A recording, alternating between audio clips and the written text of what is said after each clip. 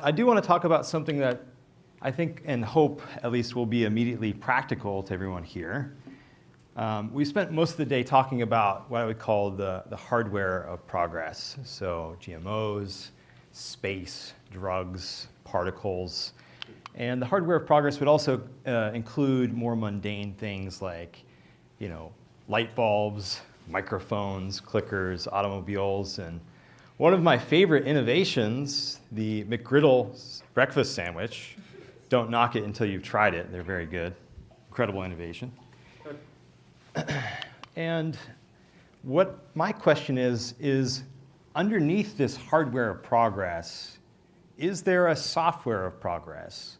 Are there characteristic ways in which people use their minds that actually lead to all of this innovation? And if so, what are those ways, and how can we all make more use of them? So is there an operating system of progress?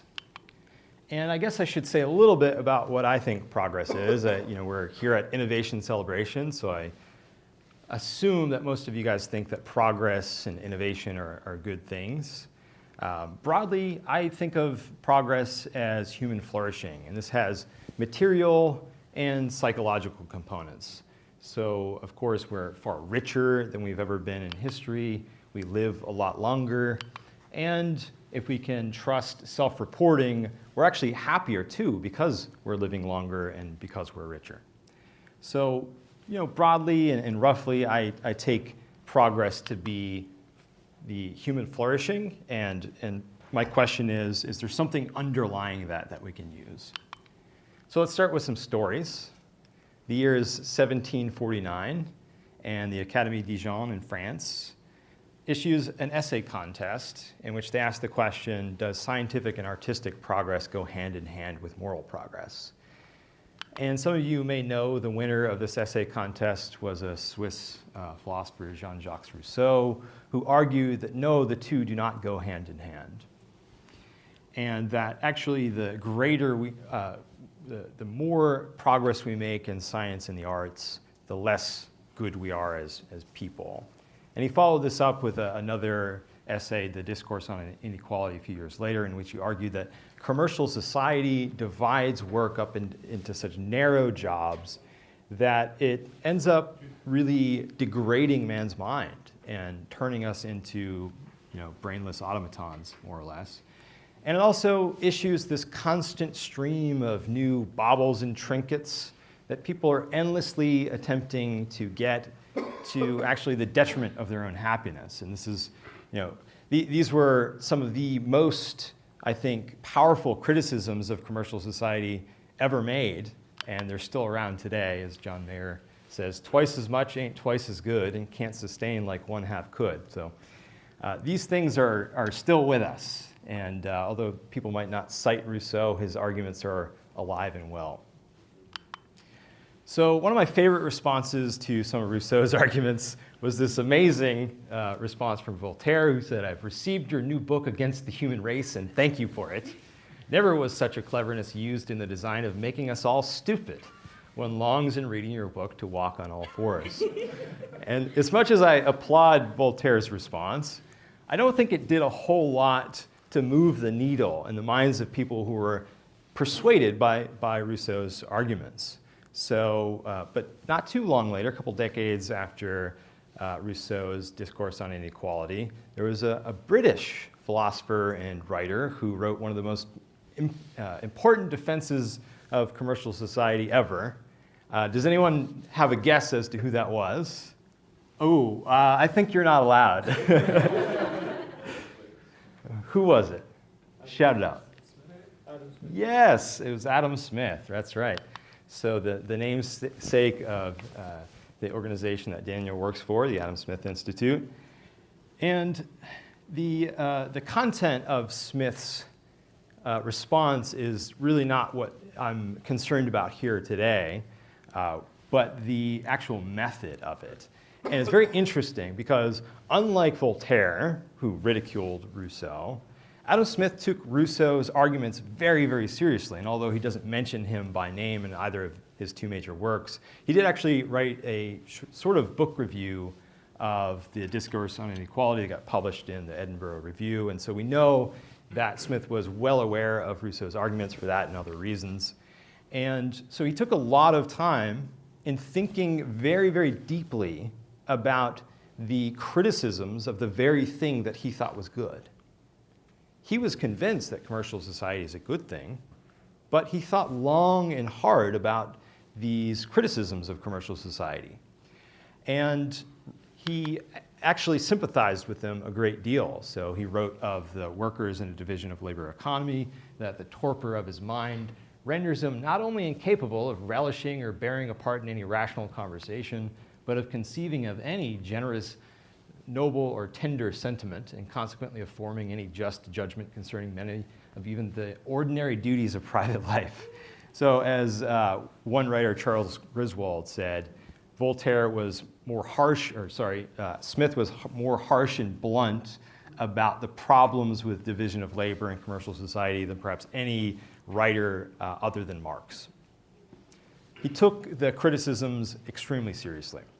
So let's pause and move on to another story. A little less than a century later, Charles Darwin publishes his Origin of Species, not to fanfare and glory, but to a chorus of critics who attack him relentlessly, some of them including his former friends. And many of these are just ad hominem attacks on Charles Darwin. They don't really have any bearing, but he did actually recognize a very potent objection in all places, the peacock's tail. Because at about 5 feet tall and a virtually glowing target for predators, the peacock's tail seemed to defy his theory of natural selection. Why, in the struggles for survival, was this thing not wheeled out? It weighs the animal down, and it's like a matador's banner, like begging to be eaten. So he thought long and hard about this objection, and spent years thinking about it and taking it very seriously. He could have just brushed it off, come up with some lame excuse, and carried on, but that wasn't Darwin's style. He had resolved, he said, whenever a published fact, a new observation or thought came across me, which was opposed to my general results, I resolved to make a memorandum of it without fail and at once, for I had found by experience that such facts and thoughts were far more apt to escape from the memory than favorable ones. It's easy when somebody makes a criticism to sort of shrug it off, move on, and forget about it. But that wasn't what Darwin did. He used the criticism actually to level up his theory of natural selection and to innovate and to come up with the idea of sexual selection. And in this case, something that has a negative survival value could have a correspondingly greater reproductive advantage, much like, for instance, a rock star with a Lamborghini might have a shorter lifespan than your average accountant, but he's probably also likely to father more offspring. So, point being, Darwin used this criticism to his own advantage. He leveraged it. He thought hard about it. And he didn't just sort of let it pass by the wayside. He took it really seriously. So what's the lesson here? What can we learn from Smith and Darwin and other innovators about progress and how to make progress possible? Any thoughts? You can just shout them out. Don't ignore the bad. Yeah, we've got to look at the pros and cons, right, and assess things fairly and give an objective assessment of these things. I brought this actually up with a modern innovator that I interviewed. Does anyone know who this is, other than Thomas and Angel? Yes, this is Blake Scholl, the CEO and founder of Boom Supersonic. They're pioneering commercially viable supersonic flight. So I took the trip over on a 777 from Boston to Heathrow, and it took about 5 hours and 50 minutes. On one of Boom's planes, probably in about a decade, maybe less, you'll be able to do that in about half the time, essentially. Maybe about 3 hours and 3.5 hours, roughly. So it's incredible. But of course, as you might expect, Boom already has its critics. And they're saying things like, of course, so this is going to be dangerous. It's going to increase inequality, perhaps, and it's going to be bad for the environment. And so I asked Blake, how do you handle these criticisms? What do you think about some of these things? And wise as he is, he gave me this. He said that when there's a criticism, you first have to look in the mirror and ask, is there validity to it? And if so, shut up and go fix it. Then go back and communicate. So first and foremost, you have to make sure that the truth is on your side.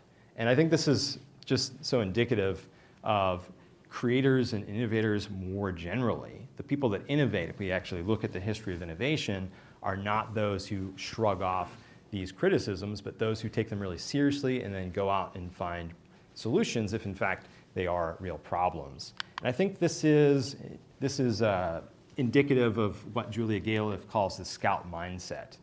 So it comes from a military analogy. Soldiers are those who go out into the field and they dig in their heels and they defend their position at all costs.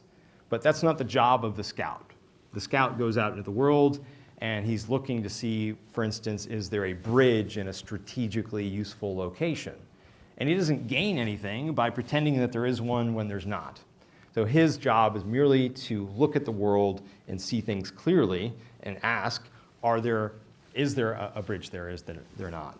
So I think that scout mindset is a really essential component of what I'm calling the operating system of progress. But, of course, you might push back and say, well, just seeing things clearly isn't really enough to be an innovator. What about Musk, for instance? He wants to colonize Mars. Isn't that kind of nuts? Aren't innovators sort of nutty people that don't really just take the facts and take a clear conception of the facts and use that, but people who sort of go beyond that and push beyond that? Steve Jobs, for instance, wanted to put a dent in the universe. And according to Walter Isaacson, he was a practitioner of quote-unquote reality distortion field. So I think a nice counterpoint to sort of think about this is Elizabeth Holmes, who sort of styled herself on Steve Jobs, even wore the turtlenecks. And she promised the world the iPod of healthcare. Do you guys remember the company that she was the CEO of? Theranos, exactly. So Theranos attracted $900 million in investment, illustrious board, and they had this amazing technology. It was a simple blood test, if I recall, that could tell if you were at high risk for lots of different diseases. And they wanted to give everybody this access to information about their health and wellness. Amazing product, right? Except for it didn't actually exist. The whole thing was a big sham. So clearly, Holmes had perfected the reality distortion field, yet it didn't result in iPods and iMacs and great products for us all to use. It resulted in her getting 11 years in prison and about $900 million in capital destroyed. So what is the distinction here? Of course, we need people with vision that are able to project a future. We need people that are writing science fiction to give us these ideas of things to try. We need people with bold vision, but we don't need people like Elizabeth Holmes. So how do we go about making the distinction here? And this is a popular prayer called the Serenity Prayer that I think goes to the heart of this.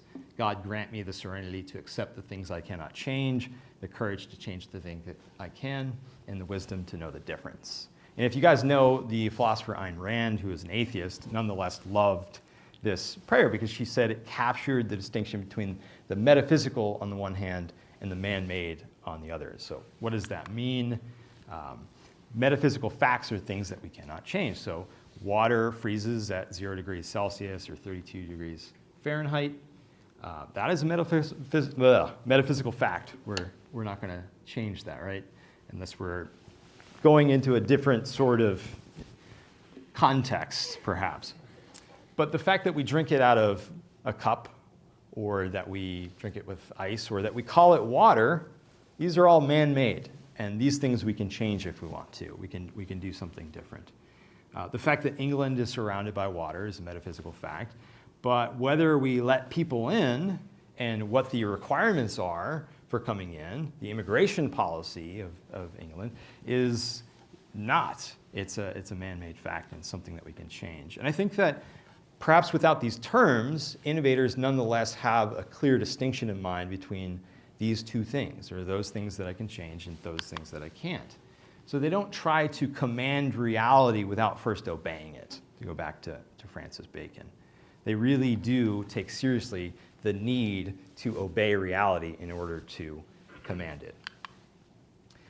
So I want to talk about one application of this that I think I use every day, literally, and especially every work day, and I think is one of the most valuable applications of this scout mindset that I think innovators use. And it's what organizational psychologists call, including Adam Grant, call challenge networks. So challenge networks are basically teams of people who can kick the tires of our ideas, look under the hood, so to speak, and point out problems and find weaknesses that we aren't going to see on our own. So you've probably heard the concept of red teaming. That's basically what challenge networks do. They red team ideas. They say, hey, pay attention to this. This is where you potentially have an issue. And if we look at the history of innovation, for instance, the Republic of Letters was a giant challenge network. The Republic of Letters, I mentioned earlier in the panel, was made up of the sort of academics, the educated, the scientists, the tinkerers, the thinkers during the Enlightenment. And they would send their ideas to one another and ask for feedback. And they genuinely wanted feedback. For instance, John Locke, who was I think, a very characteristic member of the Republic of Letters, told his Dublin correspondent, William Molyneux, "I flatter myself that I'm so sincere a lover of truth. I count any parcel of this gold not the less to be valued because I wrought it not out of the mind myself." In other words, if you're able to improve on my ideas, I will gladly accept that. I'm not going to shrug off your ideas just because I'm not the one who thought of them. So this is a fantastic example of scout mindset and use of a challenge network.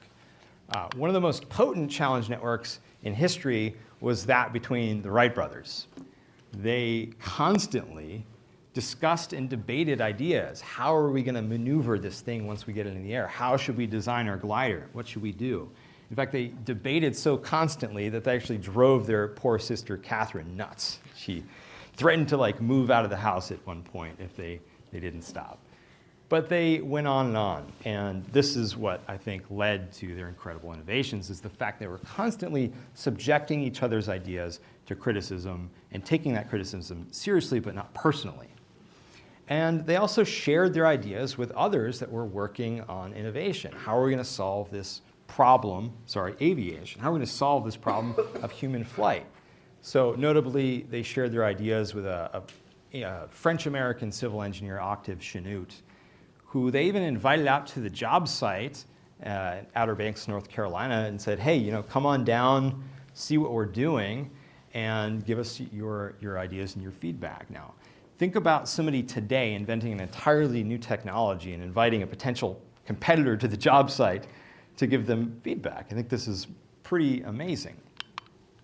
And we should compare this to a contemporary of theirs, Samuel Pierpont Langley, who was the head of the Smithsonian Institute at the turn of the century. He was one of the most respected and esteemed scientists in America at the time. And he was working on his own aviation project. And as the head of the Smithsonian, he had access to tens of thousands of dollars of taxpayer money. And so he used that to create what he called the Great Aerodrome. The press not so lovingly dubbed it the Buzzard. And one day when they went to go try it out, they launched it off a riverboat via slingshot. They shot it off out over the Potomac, and it went about 1,000 feet and then sunk and went straight down into the water. And the New York Times mocked airship as a submarine. So I think the basic idea that I'm getting at here is if we want to create something better than a buzzard, if we want to create real innovation, then we really have to practice this scout mindset and challenge one another and put our ideas out there and seriously invite criticism. So when was the last time that you really actively looked for holes in your ideas? When was the last time that you changed your mind on something really important? or maybe integrate an idea that was someone else's into your views on something important? It's a question that I think we should ask ourselves pretty regularly. And now in the age of the internet, it's never been as easy to establish and use and leverage challenge networks. We now have this constant bombardment back and forth of constant messaging and updates. Cal Newport, author of several great books on personal development, calls it the hyperactive hive mind. How can we leverage the hyperactive hive mind in a way that's useful and beneficial for us? Just as before the Enlightenment and the Industrial Revolution, we had the problem of famine and now have the problem of obesity. Then they had the problem of lacking in critical feedback and networked minds, essentially. And now we have a sort of glut of that. So how do we solve that problem? And some people who are sort of leading in innovation are finding ways to filter that feedback to get to the relevant stuff. People working on AI, ChatGPT. And so there are good ways to use the hyperactive hive mind, I think, to leverage as a giant challenge network. And then there are not so good ways. And so we need to think for ourselves about how to get the best, highest quality information and how to make it useful for us. Okay, so big idea number one.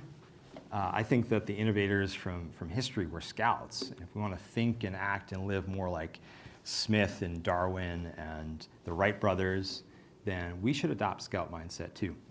So that's the first big idea that I want to leave you guys with. So I recently traveled through Italy, and I went to this museum. Does anyone have any guesses as to what this stuff is? Yes, beautiful. So there's a Da Vinci museum in Florence, which is really cool. They have made many of the machines and contraptions that Da Vinci sketched out, he thought up, he dreamt up, sort of worked out the kinks, sketched out, and left these blueprints, and they've gone ahead and created a lot of this stuff, and much of it is actually quite functional. Da Vinci's biographers, though, have had this sort of mixed opinion of him on this count, because he has this incredible, diverse array of interests. And some people, like Kenneth Clark, say, well, that was good for him, he must have had a good time, but really wasn't so great for posterity, because now we have a much poorer output in terms of his main field of art. Like, he didn't create as many works of art as he otherwise could have if he wasn't doing all this other random stuff, like figuring out how to orient the pews in the Duomo, and like basically serving as military engineer for the Venetian Republic and whatnot. So if he didn't do all these things, he could have been like a better art innovator, some people say. And others, of course, see a more complementary fit between his interests. So, for instance, the curls in the hair of the angels that he painted in Andrea del Verrocchio's Baptism of Christ apparently were informed by his studies of ripples of water. And, of course, we know that his very lifelike, his lifelike depictions of people and plants and animals were definitely informed by his unceasing interest in anatomy. So there seems to be, some fit there, right? Another polymath innovator was Benjamin Franklin, might be my favorite historical figure. I actually live in the first town ever named after Benjamin Franklin, which I'm very proud of. And Franklin, like Da Vinci, also innovated in his primary field of work. So he was a printer, and he, for instance, created Poor Richard's Almanac, in which he integrated the standard fare data and tables that would come in an almanac with these witty aphorisms and basically sayings that inspired hard work and prudence. So he was hugely successful with his almanac and outsold all the competition. In addition, he was also one of America's first venture capitalists, because he gave the seed money to different journeyman printers to help them get started in different colonies in exchange for a small portion of their revenues. But also, like Da Vinci, he did not he did not confine himself to this one area of interest. He was fascinated by all sorts of things. When he went to France, for instance, later in life, he was constantly at the side of the boat taking observations, and he made many maritime observations that actually became useful to sailors. But of course, his most famous fascination outside of printing was with electricity, and we're still using many of the concepts that he originated in electricity, positive and negative charge. Before Franklin, people thought that there were two different substances, two different electrical fluids, as they called them then. There was resinous and vitreous.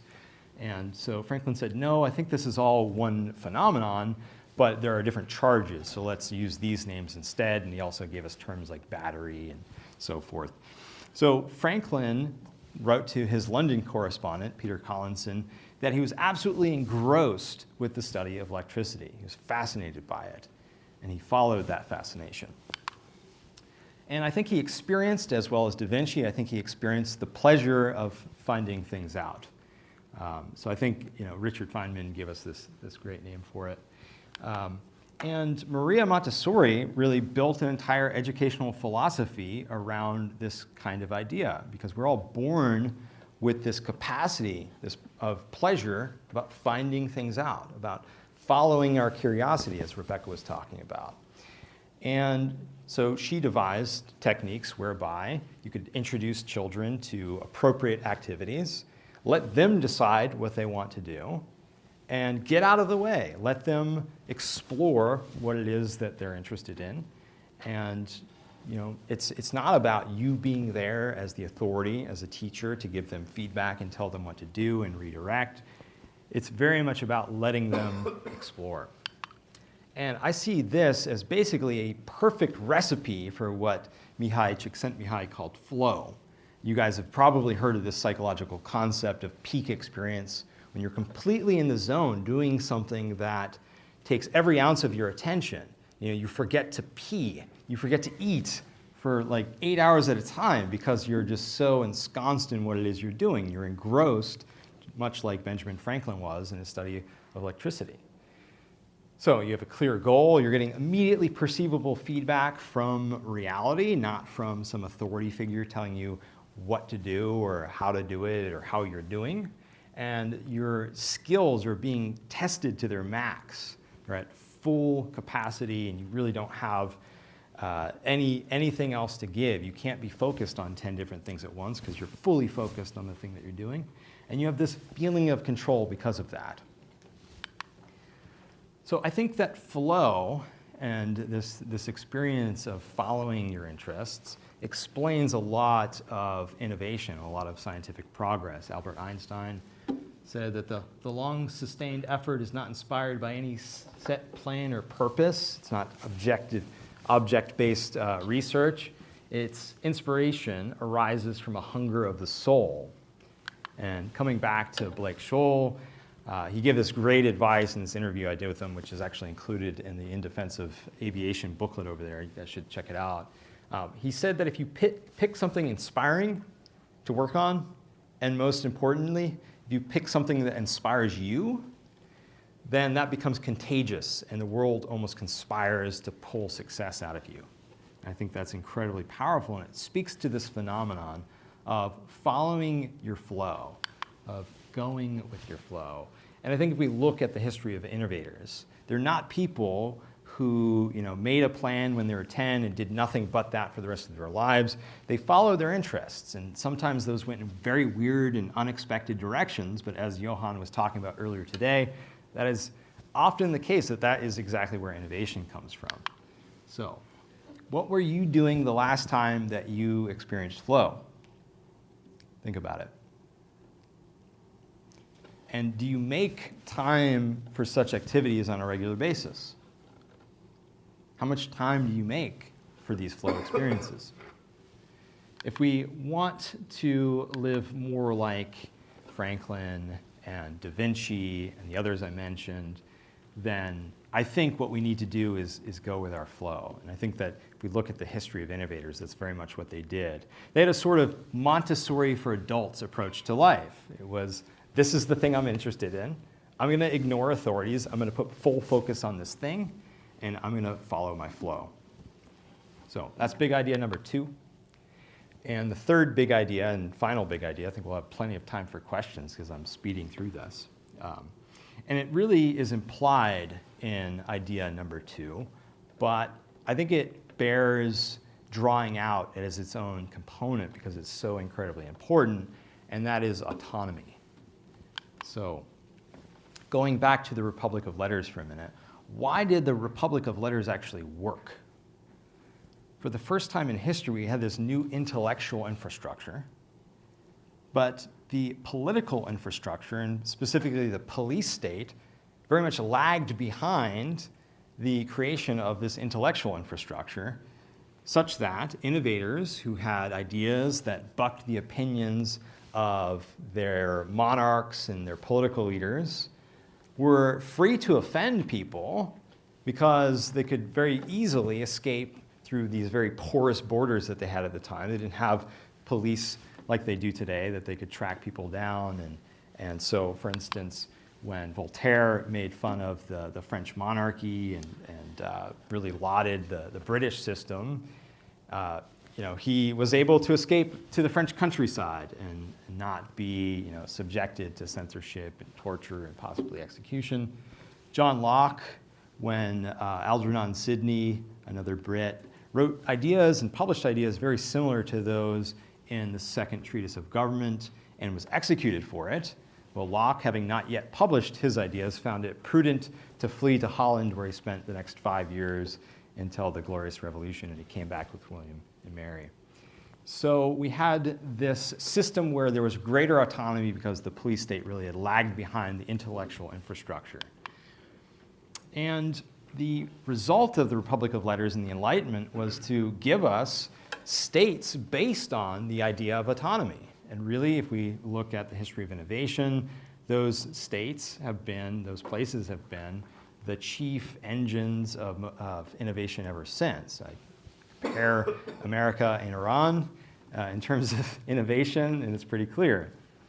Unfortunately, as several people have alluded to already, that innovation, even in the most autonomy-loving places on Earth, are that the innovation is slowing down.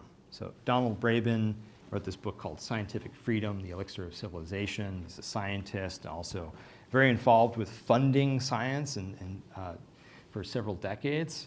And so he says management by objectives and other instruments of bureaucracy are strangling scientific research. And his view is that the system, or part of his view at least, is that the system of peer review, and especially as it's applied to funding for scientific research, really inculcates conformity instead of creativity. So we have way more scientists that now are basically forced to follow the consensus so that they can get funding for their projects instead of following their own creative instincts, their own ideas. And so we have this huge drop-off. After really, he says after 1970 or so, this thing became a colossus. And it seems to sort of align up with the timeline that we've been hearing from both Thomas, Rebecca, and others today. That's interesting. And unfortunately, this same sort of bureaucratization of society has proliferated throughout many of our institutions, starting with early childhood education, not all schools, but many, all the way up through the workplace. And this is, I think, really stultifying innovation and progress.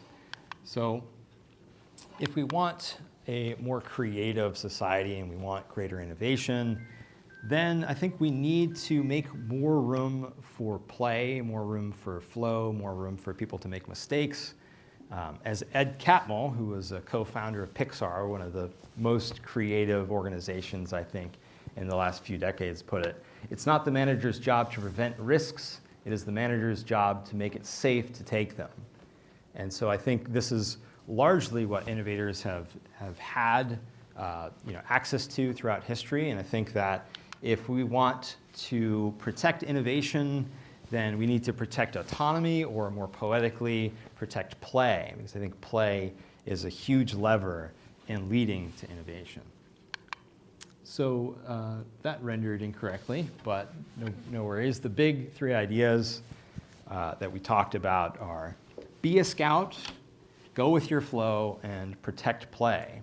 And whether or not I've convinced you that these things are actually parts of the recipe for the operating system of progress, I hope at the very least that I've given you the idea of the operating system of progress and that you'll start to think about when you see the innovations around you, what sorts of software went into making this thing happen. So every time you see a light bulb from now on, you'll think, was that a scout who went with this flow and protected play, or what happened here? How did we get the McGriddle?